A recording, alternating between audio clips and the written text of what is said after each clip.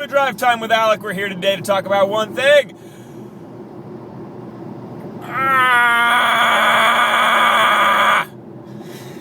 that look as awkward and painful as it did to me when I saw myself do it? Because it did to me.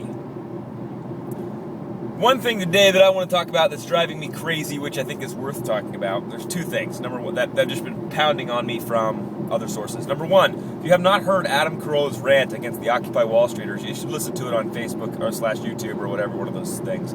It's worth it. It's funny. He is really ranting and raving, and I am laughing hard listening to him because he's making points that are not totally far off. And then there's a comedian called Louis C.K. or Louis, I don't know. Does anyone know? I mean, I guess it's what he wants it to be, right?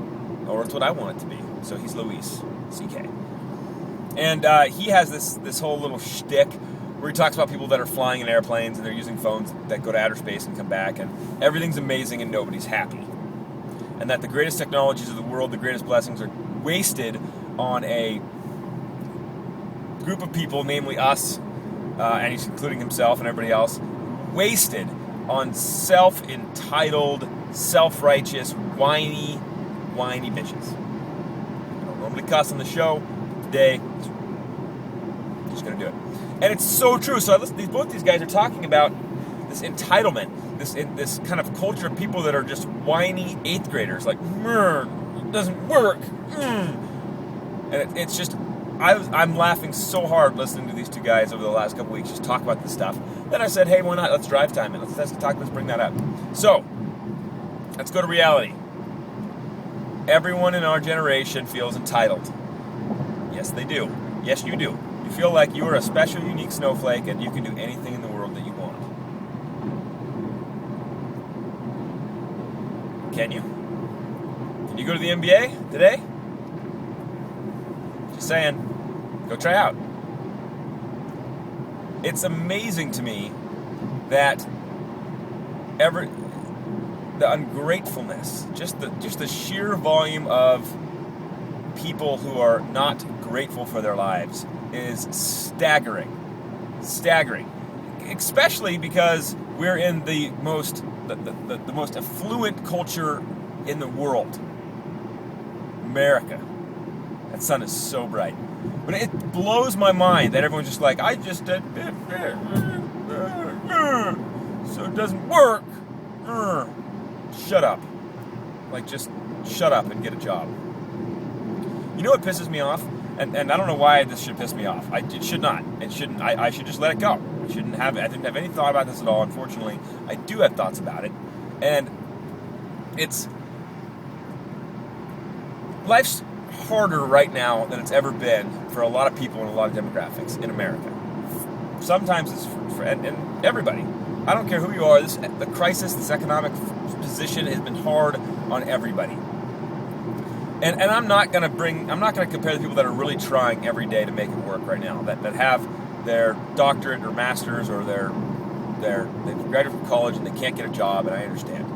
Except I don't understand, because I have histories and lessons in my life that I remember that I'm like, oh yeah, I'm lame. So for example, my grandfather was a POW for 3 years in an internment camp by the Japanese. Okay, that's bad. My grandmother and my father and his family, I remember stories of my grandmother having to go pick strawberries as like a second job to help put food on the table. So she would go out and pick strawberries with migrant workers. And my dad would have to go out with her on like one day when he was younger, and he'd be like, this is so hard, and he'd whine, and I would too, for sure. And my grandma's out there bending over, breaking her back, picking strawberries. And then I look at people, they're like, I can't get a job in management with my degree from USC. I didn't mean to make fun of USC, it just came out that way, I'm sorry. I just get, and I'm like, oh my God, go pick strawberries. Go work at In-N-Out. What do you mean? Every In-N-Out I go to is full of high schoolers. Go work at In-N-Out. And I know it sucks. It sucks.